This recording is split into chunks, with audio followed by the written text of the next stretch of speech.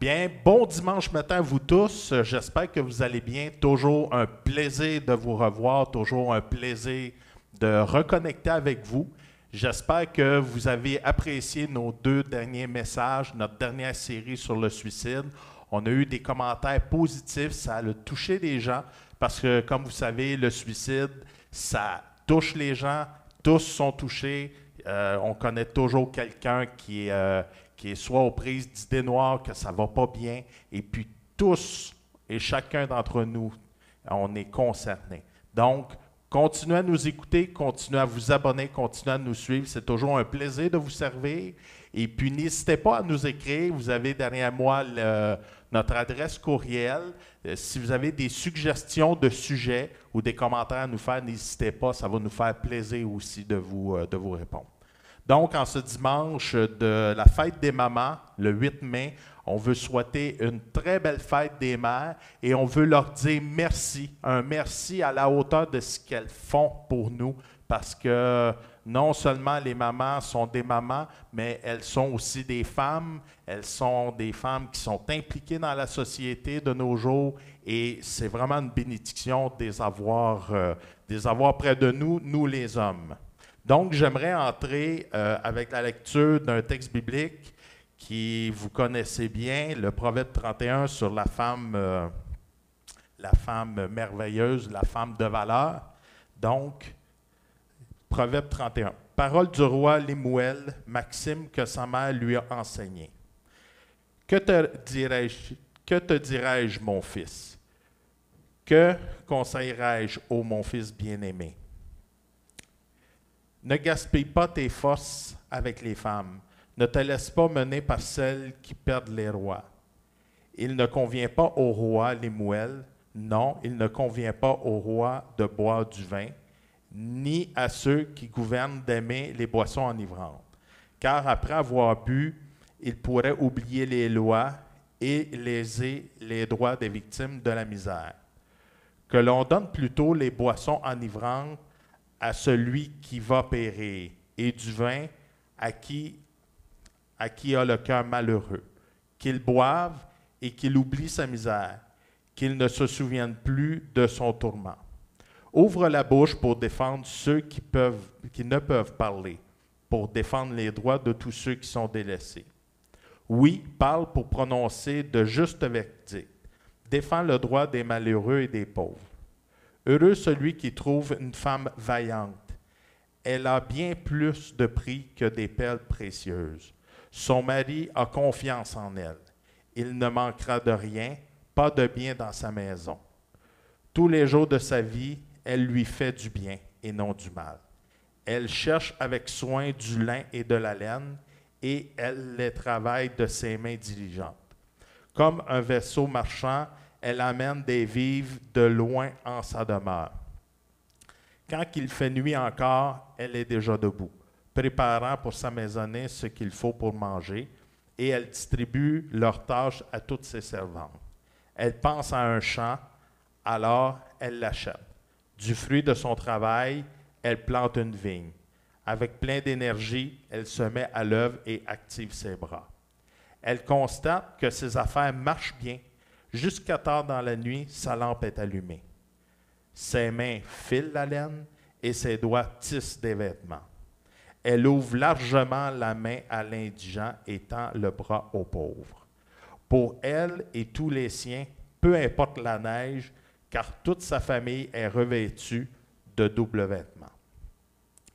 Elle se fait des couvertures, elle a des vêtements de fin lin et de pourpre. Son mari est connu aux portes de la ville, car il y siège avec les responsabilités du pays. Elle tisse elle-même des habits et les vend. Elle fait des ceintures qu'elle cède aux marchands. La force et la splendeur lui servent de parure. C'est avec le sourire qu'elle envisage l'avenir. Ses paroles sont sages, elle dispense avec bonté l'enseignement. Elle veille à la bonne marche de sa maison et ne se nourrit pas du pain de la paresse. Ses enfants, dès leur lever, la disent bienheureuse, et son mari aussi fait son éloge. Il y a bien des filles qui montrent leur valeur, mais toi, tu les surpasses toutes. La grâce est décevante et la bonté fugace. La femme qui révère l'Éternel est digne de louange. Donnez-lui donc le fruit de son travail. Qu'on dise ses louanges aux portes de la ville pour tout ce qu'elle fait. Amen. Donc, on voit ici une belle histoire d'une femme modèle, d'une femme que chaque mari aimerait avoir, une mère que chaque enfant aimerait avoir et une fille que chaque père aimerait avoir aussi. Donc, c'est vraiment un honneur pour moi de rendre hommage aux femmes parce que, comme je le mentionnais tout à l'heure, elles sont au cœur de nos vies, elles sont très présentes et elles apportent énormément à la société. Donc, si on fait un petit peu d'histoire, les premières traces de célébration en l'honneur des mères sont présentes depuis l'Antiquité. Donc, la Grèce antique, la période d'Antiquité, ça s'échelonne du 7e millénaire avant Jésus-Christ jusqu'à l'an 800. Donc, c'est une très longue période. Lors de cérémonies printanières en l'honneur de Rhea, qui fut la mère des dieux grecs et la mère de Zeus également.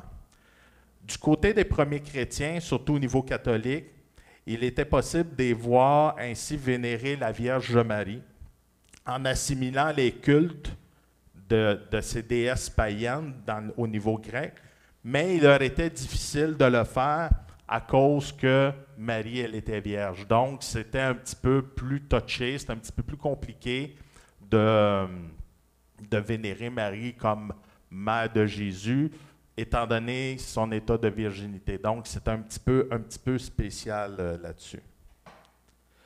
Plus près de nous, à la fin du 19e siècle, donc fin des années 1800 en France, des mouvements natalistes et des associations populationnistes conjuguent leur effort afin de freiner la hausse du taux de freiner, dis-je bien, la baisse, pas la hausse, mais la baisse du taux de natalité qui s'est amorcé aux alentours de 1866. C'est alors, après de multiples démarches auprès des instances politiques, qu'il y a un jour national qui a été décrété qui s'appelle le jour officiel des pères et des mères de familles nombreuses. Donc, on a institué c'est pas autant une fête des mères, mais c'est une fête de parents de familles nombreuses qui était essentiellement d'honorer les parents qui avaient des grosses familles, qui avaient beaucoup d'enfants, pour que ça puisse inciter les gens à la procréation, parce qu'il y avait une baisse depuis un certain temps dans ces années-là, il y avait une baisse du taux de natalité. Donc, on a voulu donner un incitatif à la procréation en honorant les familles nombreuses. C'est toutefois à la fin de la Première Guerre mondiale, qui était de 14-18, que le principe du Mother's Day prend forme en Europe ainsi qu'aux États-Unis. En effet, quand les troupes américaines arrivaient en France en avril 1917, la tradition du Mother's Day s'installe dans la culture française. Donc, ce sont les soldats américains pendant la Deuxième Guerre en France qui ont introduit ce trait culturel-là.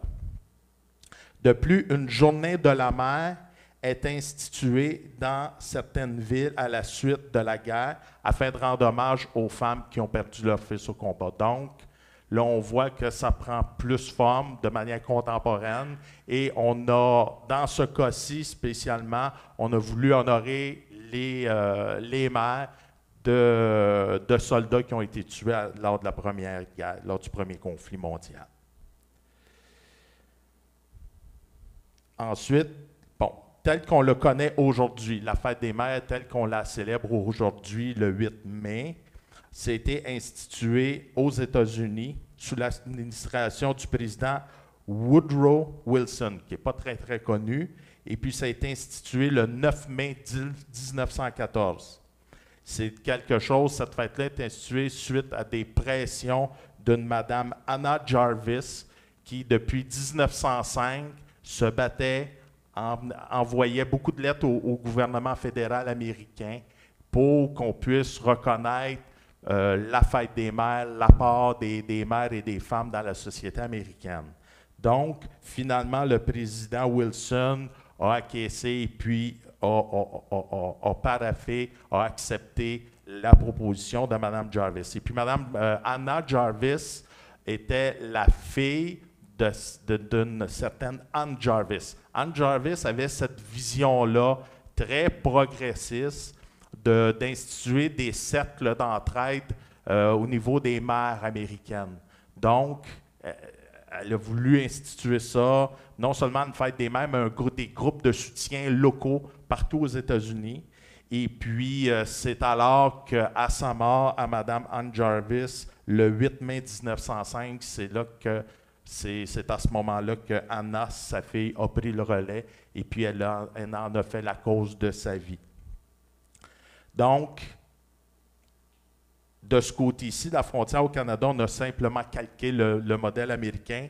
On fête la fête des mères, on célèbre la fête des mères la même journée que nos voisins du Sud.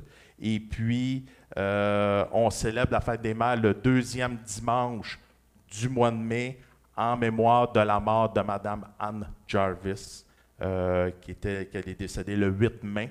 Donc, aujourd'hui, ça serait son anniversaire de décès, le 8 mai 1905. Bibliquement parlant, qu'est-ce que la parole nous dit? On a entendu depuis plusieurs années, tout dépendamment des milieux, tout dépendamment des cultures aussi, que, bon, on a mis l'emphase, la femme, c'est elle qui a péché en premier, donc il faut que la femme soit soumise à l'homme, tout ça. Je vous dirais, je n'achète pas d'emblée cette théorie-là, OK? Oui, il y a eu, ça s'est passé dans le Jardin d'Éden, tout ça, mais il ne faut pas oublier que la femme, elle est créée à l'image de Dieu, tout comme l'homme, et la femme, c'est une créature semblable, une égale à l'homme, pour qu'elle puisse aider à l'homme, pour qu'elle puisse accompagner l'homme dans ses projets. D'accord? Et puis moi, je vois beaucoup plus ça. Encore là, c'est une question de culture, c'est une question de compréhension des textes, mais moi, je vois énormément la femme comme une partenaire, comme une égale qui va nous apporter un équilibre. Donc, d'un point de vue biblique, les femmes qui enfantaient étaient synonymes de bénédiction. C'est un synonyme de bénédiction d'avoir une postérité, autant pour elles que pour l'époux. Comme ça le dit dans la parole, dans Genèse 1,28, « Soyez féconds et multipliez-vous ». Lorsque nous lisons Proverbe 31, nous voyons ici que la mère prend une énorme place au sein de sa famille, et puis elle est conseillère, elle est travaillante, elle est pleine d'énergie, elle est bonne en affaires. Puis ça, quand j'ai lu ça, j'ai vraiment accroché, je me disais, hey, la femme brassait des affaires, même à l'époque biblique de l'Ancien Testament, elle brassait des affaires, elle faisait du commerce, tout ça. Puis je me disais, hey, elle prenait une grande place, c'était un pilier au sein de la famille. Pour moi, c'était vraiment là un wow, on lit le texte des fois et on ne réalise pas la profondeur, mais lorsque j'ai tombé là-dessus, bonne en affaires, faisait du commerce, comme on vient de lire, ça m'a vraiment sauté aux yeux, puis ça m'a vraiment réjoui. Elle pourvoit aux besoins de sa famille, elle est généreuse de nature, elle tend la main aux pauvres, elle fait preuve aussi de sagesse et de discernement. Lorsqu'on commençait à lire le Proverbe 31 dans les premiers versets, on voit une maman qui donne des conseils à son fils, parce qu'elle est elle-même une femme, donc elle va donner des conseils à son fils, dire « Fais attention à tel genre de femme, tel genre de femme, je te souhaite que tu aies une bonne épouse dans ta vie pour qu'elle puisse t'aider. » On voit la mère qui prend ce fardeau-là, qui a vraiment à cœur que son fils soit avec une bonne épouse. Donc, ça aussi, ça m'a frappé. Son mari a confiance en elle. Et puis, il y a un autre verset dans la parole qui dit la femme est comme une femme sage, est comme une couronne pour son mari. Puis, on voit que le mari, dans ce texte-ci, fait son éloge sur la place publique. Le mari m'a tout l'air avoir des fonctions officielles au sein de sa communauté, au sein de sa ville, aux portes de la ville, mais on voit qu'il est fier de sa femme, il est fier d'elle, puis il en parle. C'est vraiment beau de voir ça. Et les enfants aussi voient leur maman vraiment grande. Ils sont fiers de leur mère, ils prennent exemple sur elle, puis j'essaie de voir là, les enfants de parler avec ses camarades, de dire hey, « moi, ma mère là, est comme ça, puis je suis fier d'elle, puis je l'aime, puis bon. » C'est vraiment un beau portrait, c'est le portrait vraiment idéal. C'est pas toujours comme ça, mais quand on parle de la femme vertueuse, c'est vraiment là, on se base là-dessus. Comme je vous le mentionnais, la mère étant femme, parce que oui, derrière toute mère, il y a aussi la femme. Il ne faut pas oublier le côté féminin d'une mère. A été créée à l'image de Dieu, tout comme l'homme. On retrouve ça dans Genèse chapitre 1, les versets 20 et ainsi que 27 et 28. On la décrit comme débordante de vie et attirée naturellement envers l'homme. L'homme et la femme sont donc complémentaires, donc font un. Et puis, c'est le verset là, dans Genèse 2, chapitre 2, verset 23. Dans les célébrations de mariage, c'est un verset classique où que la femme, on a même une cérémonie de chandelle. Pour ceux qui connaissent pas ça, c'est que ça constitue que chacun tient une bougie, chacun des mariés, puis les deux ensemble, on allume une bougie. Puis on éteint chacun notre bougie séparément, puis il y a une bougie qui est allumée. Donc, ça illustre bien que dans le plan de Dieu, l'homme et la femme ne font qu'un, font une entité. On ne s'entend pas toujours, il y a des discussions à l'interne, comme on peut dire, mais ne font qu'un. Pourquoi? Parce que l'homme vient compléter ce que la femme allait et la femme vient compléter ce que l'homme est. Et c'est dans le plan de Dieu. Donc, dans le couple, la femme apporte ce qui manque à la femme et vice-versa, comme je vous le mentionnais. Comme 1 Corinthiens 11, 11 nous le mentionne, l'homme ne va pas sans la femme et la femme ne va pas sans l'homme. Proverbe 18, verset 22 nous illustre combien il est agréable de l'homme de trouver sa femme, pas une femme, mais sa femme, et que c'est un cadeau de Dieu. Juste vous donner un petit témoignage personnel. Moi, je demandais au Seigneur, là, écoutez, là, 25 ans passés à peu près, Seigneur, apporte-moi tel type de femme. Je priais pour tel type de femme dans ma vie, tout ça. Et le Seigneur connaît nos besoins. OK? Puis la femme que j'ai aujourd'hui, que je partage, on est dans notre 23e année de mariage, je vous dirais, ce n'était pas du tout mon genre de femme. Du tout. Mais Dieu m'a donné ma femme. Il m'a pas donné une femme, il m'a donné ma femme. Et c'est ce qui fait la joie. Dieu connaît nos besoins, il sait de qu'est-ce qu'on a besoin. Et ma femme a un passé qui est venu m'aider à réparer mon passé à moi. Donc, Dieu s'est servi de ma femme pour que je puisse aller en thérapie parce qu'elle a passé par là aussi par des difficultés à la fin des années 90, puis c'est venu aussi. Je me suis servi de son expérience pour classer des choses dans mon passé puis pour m'aider à aller de l'avant. Donc, ça illustre bien comment Dieu fait bien les choses et que c'est un cadeau pour l'homme de rencontrer sa femme. Mère ou maman? C'est la grande question. On dit souvent mère, ma mère ou ma maman ou tout ça. Je voulais démystifier ça avec vous, mère ou maman. A priori, on serait porté à penser que mère et maman veulent dire exactement la même chose. Mais oui, il y a une signification similaire, mais il y a des nuances entre les deux mots. Comme on peut voir, le nom mère porte plusieurs définitions plusieurs définitions s'y rattachent. Première définition, c'est qu'une femme, une mère, c'est une femme qui donne naissance à au moins un enfant. Deuxième définition, la mère est une femme qui prend le rôle et la responsabilité de la vie d'un enfant. La troisième, ça peut être aussi une femelle d'un animal qui a au moins un petit.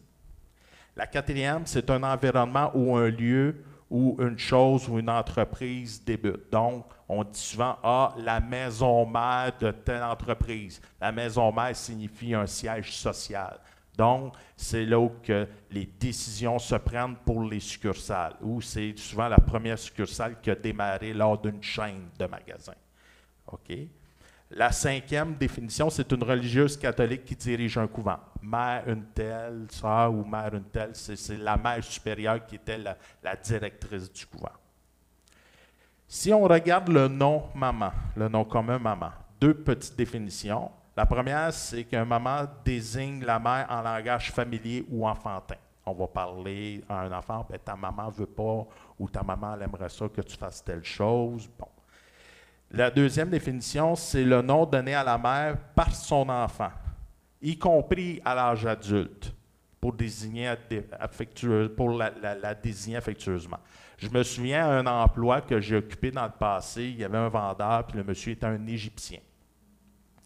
Et il appelait sa mère maman. Et le monsieur était dans tout près de 60 ans. Là. Il s'appelait Rémi.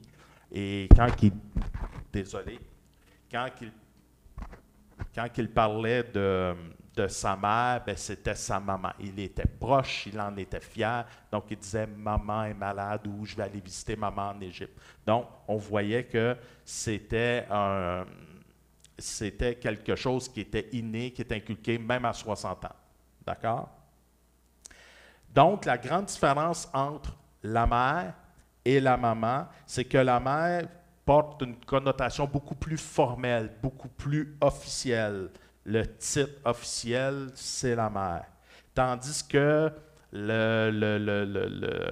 la définition du mot maman est beaucoup plus teintée de sentiments de bien-être et de proximité. Quand on va appeler maman, c'est parce qu'il y a un lien entre l'enfant et la mère. Il y a un lien, il y a une bonne relation, il y a quelque chose de confortable, il y a quelque chose de rassurant, plutôt dire, ah ben c'est ma mère, c'est ma mère. Tu sais, c'est ma mère, c'est plus formel. Je n'ai pas le choix de vivre avec parce que c'est ma mère, mais il n'y a pas nécessairement une bonne relation. Quand on parle de maman, ah c'est ma maman, ah je l'aime, puis je me collerai dessus, puis je suis fier d'elle. Comprenez-vous? Donc, c'est ça. Mais une grande question qu'on peut poser ici. Est-ce qu'une femme, pour une femme qui est impossible d'être une mère, peut être une maman? Et puis, c'est une question que je me suis posée parce que mon épouse et moi, on n'a pas pu avoir d'enfants. OK? Puis on se dit, ah ben, si on aurait eu des enfants, on aurait probablement été des bons parents, on aurait inculqué des bonnes valeurs, inculqué des outils pour les préparer à nos enfants, pour les préparer pour l'avenir. Puis bon, on a tenté d'adopter, puis ça n'a pas fonctionné non plus. Mais ma femme a un cœur de maman. Elle s'occupe, elle prend soin, puis c'est vraiment beau de la voir. Mais est-ce qu'une femme qui n'est pas mère peut être une maman? La réponse, c'est bien sûr que oui. Et puis, je vais vous donner 2 exemples qui le prouvent. Le premier exemple, c'est la fille de Pharaon qui a recueilli Moïse dans son petit panier goudronné sur le bord du Nil et puis qui allait, parce qu'à l'époque, les Égyptiens obligeaient les Hébreux, le peuple hébreu, à abandonner leurs enfants, surtout les garçons, dans le Nil pour empêcher que le peuple juif se développe et prospère, pour pas qu'il soit plus nombreux, parce que les Égyptiens avaient peur que le peuple juif soit plus nombreux qu'eux. Donc, la fille du Pharaon a découvert Moïse sur le bord du Nil et elle l'a pris et elle l'a toujours traité comme son propre fils. On retrouve cette histoire dans Exode chapitre 2, versets 1 à 6. Donc, premier exemple, la fille de Pharaon qui a pris Moïse comme son propre fils, qui l'a traité comme tel. Deuxième exemple, qui est beaucoup plus contemporain, qui illustre très, très bien mes propos, c'est au sujet de Mère Teresa. Mère Teresa a donné naissance à aucun enfant, donc elle n'était pas mère officiellement, mais combien qu'elle a été une maman pour une multitude d'enfants. Elle a donné sa vie pour les enfants, et puis elle est décédée, mais on parle encore, on dit « Ah, toi, t'es Mère Teresa ». On prend son nom comme une expression courante de dire « Ben toi, t'es une Mère Teresa, tu as la bonté en toi ». C'est tellement à ce point-là. Donc, et Mère Teresa n'était pas une mère, n'a pas enfanté, mais combien elle a été une maman pour beaucoup, beaucoup d'enfants, et elle a laissé sa marque dans l'histoire. Quelques statistiques intéressantes. Les statistiques que je vais vous donner, j'en ai 4. Je les ai prises sur le site de Statistique Canada. Donc, en 2011, le Canada comptait 9,8 millions de mères, que ce soit des mères biologiques, que ce soit des mères adoptives, que ce soit des belles-mères. une femme qui s'occupait d'enfants, il y en avait 9,8 millions au Canada en 2011. Ça, malheureusement, ce sont les statistiques les plus récentes que j'ai pu avoir. Le temps quotidien que la femme passe avec les membres de sa famille, en minutes, quotidiennement. En 2010, en moyenne, une femme passait 421 minutes par jour avec les membres de sa famille.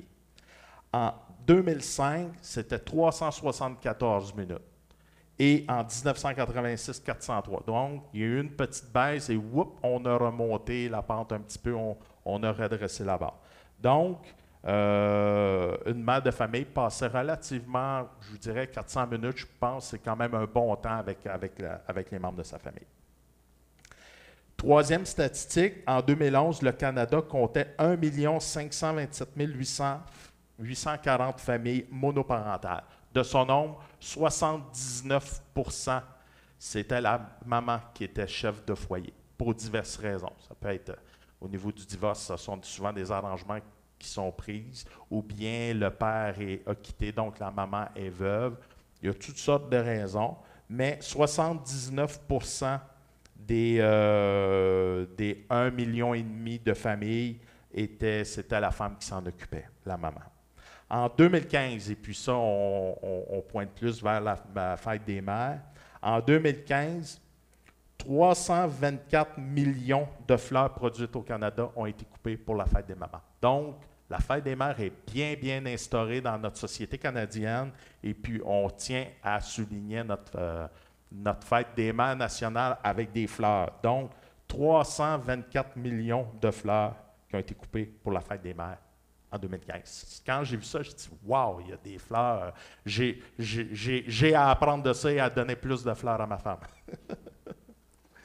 En conclusion, parce que je ne vais pas vous retenir, c'est une fête spéciale, c'est un jour spécial pour vous. Je ne vais pas trop vous retenir. Encore une fois, au nom de ma femme, en mon nom personnel, je désire souhaiter une très joyeuse fête des mères et des mamans aussi. Parce que même si vous n'êtes pas mère, même si vous n'avez pas enfanté, mais vous prenez soin, vous êtes une maman. Et pour moi, vous faites partie du groupe. Vous prenez soin. Ce n'est pas d'être mère, ce n'est pas seulement de mettre au monde physiquement, biologiquement, mais c'est de prendre soin. Moi, je mets l'accent sur le prendre soin. Donc, même si vous n'êtes pas mère, vous pouvez être maman et vous l'êtes peut-être, mais sinon, vous pouvez l'être. Prendre soin de quelqu'un, que ce soit quelqu'un de proche, que ce soit quelqu'un à l'étranger. Donc, je vais vous souhaiter une bonne fête des mères et une bonne fête des mamans. Sachez que la société entière bénéficie et apprécie tout ce que vous faites. Merci également aux femmes, parce que derrière toute maman, comme je vous le mentionnais, derrière toute maman et derrière toute mère, il y a une femme. Merci de ce que vous êtes. Merci de votre particularité. Merci de votre côté unique. Et merci d'être ce complément parfait que vous offrez à vos collègues masculins. Parce qu'un homme ne voit pas du même œil que la femme, ne voit pas une femme est beaucoup plus émotive, beaucoup plus d'émotions. Un homme est beaucoup plus rationnel. Une femme est plus sensible. L'homme est plus intransigeant. Le regard est très différent. Et je vous donne un autre témoignage personnel. J'ai été dans des comités d'organismes qui œuvraient en Haïti. Et puis, à chaque fois qu'une femme siégeait au comité, bien, la femme apportait sa particularité. Et à chaque fois, même sur 6 administrateurs, s'il y avait seulement qu'une femme, mais la décision était teintée de ce que la femme apportait comme idée à la table du conseil. Et c'est vraiment, vraiment bon. Donc, la femme vient servir d'équilibre. Il y a un équilibre. Juste des femmes, c'est pas bon. Juste un boys club, c'est pas meilleur non plus. Les deux apportent un bel équilibre et c'est ce que Dieu veut pour son œuvre. C'est ce que la société aussi, tant qu'à avoir, il y a beaucoup de gouvernements qui nous disent la parité dans le conseil des ministres, autant d'hommes que de femmes. Et oui, ça fait une dynamique qui est très différente, que ça serait seulement des femmes ou seulement un boys club aussi. Donc, merci pour tout ce que vous offrez. Merci de votre particularité. Aujourd'hui, mesdames, c'est votre journée. Laissez-vous gâter et laissez-vous parler d'amour.